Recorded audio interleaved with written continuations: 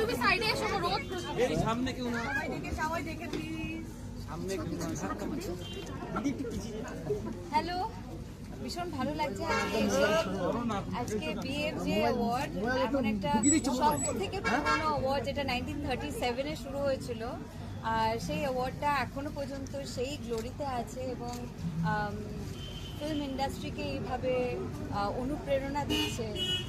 প্রত্যেক বছর সবাইকে বিভিন্ন রকমভাবে নমিনেশনে পাওয়াটাই আমার মনে হয় একটা বড় ব্যাপার, এবং তার সঙ্গে সঙ্গে পাওয়ার ব্যাপারটা, ফাইনালি অ্যাওয়ার্ড পাওয়ার ব্যাপারটা তো ডেফিনেটলি একটা অন্য অ্যাকনলেজমেন্ট, একটা অন্য এক্সাইটমেন্টের কথা এই জন্য বলছি কারণ এটা একটা অনুপ্রেরণা যোগায়, আরও ভালো কাজ করার একটা অনুপ্রেরণা যোগায়।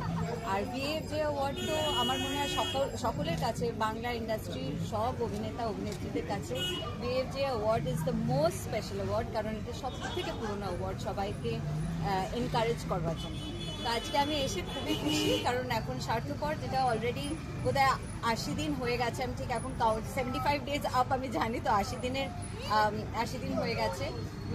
সেটা এখনও পর্যন্ত সিনেমা হলে চলছে, বিভিন্ন সিনেমা হলে এখনও চলছে, লোকেদের এখনও ভীষণ ভালো লাগছে। আমার মনে হয় 100 দিনের যদি হয় তাহলে 100 দিনের কোনো একটা হয়তো ফাইনালি কোনো কেক কাটা হবে। তো খুবই ভালো লাগছে স্বার্থপরের জন্য, কারণ এই ছবিটা যেটা আমি প্রথম থেকেই বলছিলাম যে আমার ক্যারিয়ারে যতগুলো ছবি আছে তার মধ্যে এই ছবিটা আমার ভীষণ ভীষণ মনের কাছের একটা ছবি, একটা ভীষণ পরিষ্কার মানসিকতার একটা সুন্দর পারিবারিক ছবি, যেটা আমি সবসময় এই ধরনের ছবিতে বিশ্বাস করে এসেছি।